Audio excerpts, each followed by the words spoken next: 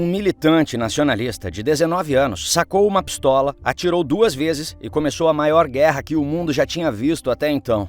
Mais de 10 milhões de soldados mortos, países destruídos, fronteiras redesenhadas e as consequências dessa guerra levaram a uma segunda, ainda mais devastadora, 20 anos depois. A Primeira Guerra Mundial é um dos temas que mais caem no Enem e nos vestibulares, e hoje você vai entender tudo: causas, fases, consequências e o que você não pode errar na prova. Mas antes de fazermos essa viagem no tempo para um dos momentos mais importantes da história, lembre-se de deixar o like e se inscrever no canal. Toda semana tem vídeo novo por aqui. E se você tiver interesse em se aprofundar ainda mais nos conteúdos, acesse o nosso site, o link está na descrição. O mundo antes da guerra. Paz armada. Antes de entender o que causou a Primeira Guerra, você precisa entender como era o mundo lá no final do século XIX. Parecia que era tudo paz, mas era o que a gente chama de paz armada.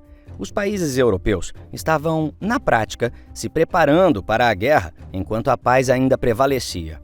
A Segunda Revolução Industrial tinha dado uma capacidade absurda de produzir armas, canhões, navios de guerra, trens militares. Nunca tinham existido tantos armamentos assim. Em tempos de paz, só a Alemanha tinha por volta de 880 mil soldados, a França quase 740 mil. E junto com isso, o domínio de colônias na África e na Ásia criava rivalidades o tempo todo. Na Conferência de Berlim, em 1885, as potências europeias dividiram a África entre si e a Alemanha saiu com a menor fatia em comparação à Inglaterra e à França. Esse acontecimento gerou um grande ressentimento nos alemães. Ou seja, a Europa era uma panela de pressão. Faltava só uma faísca. As causas: imperialismo, nacionalismo e alianças. Essa faísca tem 3 combustíveis principais, e esses 3 são clássicos de cair na prova. Primeiro, o imperialismo. As grandes potências disputavam colônias, mercados e influência no mundo inteiro. A Alemanha queria mais, a França e a Inglaterra queriam manter e ampliar o que já tinham. Esse choque de interesses econômicos era constante. Segundo, o nacionalismo. E olha, esse era explosivo, viu? A França nunca esqueceu que perdeu as regiões de Alsácia e Lorena para a Alemanha numa guerra anterior. Os sérvios queriam unir os povos eslavos. O Império Austro-Húngaro estava cada vez mais instável por dentro. Tinha muito orgulho nacional ferido e muita ambição territorial. Terceiro, o sistema de alianças. Às vésperas da guerra, a Europa estava dividida em 2 grandes blocos. De um lado, a Tríplice Aliança: Alemanha, Áustria-Hungria e Itália. Do outro, a Tríplice Entente: França, Inglaterra e Rússia. O problema? Se um país entrasse em conflito, todos os aliados seriam arrastados juntos. Era um efeito dominó, esperando acontecer. E aí chegou o dia da faísca. O estopim: assassinato de Francisco Ferdinando, 28 de junho de 1914. Sarajevo, capital da Bósnia, uma região que a Áustria tinha anexado alguns anos antes, contrariando os sérvios. O arquiduque Francisco Ferdinando, herdeiro do trono austríaco, foi fazer uma visita oficial à região com a esposa. Durante o percurso, um jovem sérvio bósnio, chamado Gavrilo Princip, se aproximou do carro e atirou. Os 2 morreram. Isso foi o estopim de tudo. A Áustria culpou a Sérvia, a Rússia apoiou a Sérvia, a Alemanha apoiou a Áustria, a França e a Inglaterra entraram ao lado da Rússia. Em menos de um mês, a Europa estava em guerra. Esse é um ponto importante. O assassinato foi a causa imediata, mas não a causa profunda. Nas causas profundas, imperialismo, nacionalismo e alianças já existiam há décadas. O tiro de Sarajevo só acendeu o barril de pólvora. As fases da guerra. A guerra durou 4 anos, de 1914 a 1918, e passou por fases bem distintas. Fase 1, Guerra de Movimento, 1914. No começo, os alemães apostaram numa vitória rápida. Invadiram a Bélgica, tentaram chegar a Paris, mas foram contidos na Batalha do Marne, em setembro de 1914. O plano de conquistar Paris não funcionou. Fase 2, Guerra de Trincheiras, 1914 a 1917. Com o avanço bloqueado, alemães e franceses começaram a cavar buracos no chão ao longo de toda a frente ocidental. São as famosas trincheiras. Mas não pense que era só um buraco confortável. Era um inferno.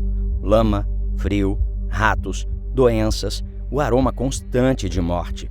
E às vezes, os dois lados ficavam meses sem avançar nem 1 metro, com bombas e metralhadoras no meio. Algumas das batalhas mais sangrentas da história humana aconteceram nessa fase. A Batalha de Verdun e a Batalha de Somme. Em 1916, somaram juntas mais de 1 milhão de mortos. Fase 3, a virada, 1917 a 1918. Aqui, a guerra mudou de figura por 2 motivos, que eu vou precisar te explicar com mais detalhes. Estados Unidos entram na guerra e Revolução Russa. 2 eventos em 1917 mudaram completamente o rumo da guerra. O primeiro foi a Revolução Russa. Em outubro de 1917, os bolcheviques tomaram o poder na Rússia. O novo governo socialista queria sair da guerra o mais rápido possível. Em março de 1918, assinaram o Tratado de Brest-Litovsk com a Alemanha.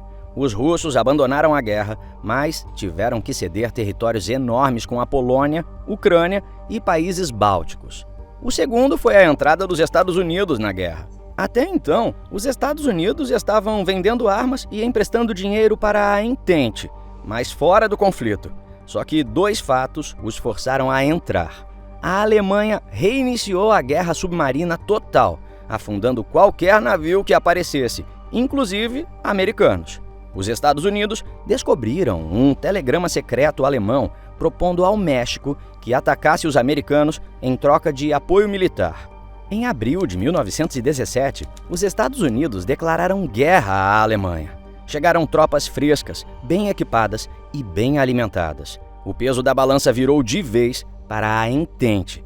Em novembro de 1918, a Alemanha, exausta, se rendeu. O povo alemão havia se revoltado. O Kaiser abdicou e no dia 11 de novembro de 1918, às 11 horas, os canhões pararam. Consequências e Tratado de Versalhes. A guerra acabou e as consequências foram enormes. O Tratado de Versalhes, assinado em 1919, impôs condições humilhantes à Alemanha. Perdeu territórios para os países vizinhos.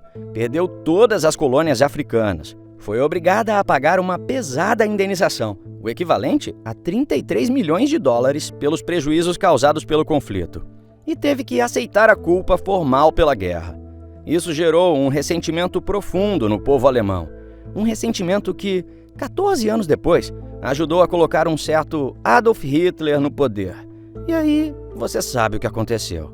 Outras consequências da guerra foram o surgimento da Liga das Nações, primeira tentativa de criar um organismo internacional para manter a paz. Mas, sem os Estados Unidos, que se recusaram a participar, a Liga nasceu enfraquecida.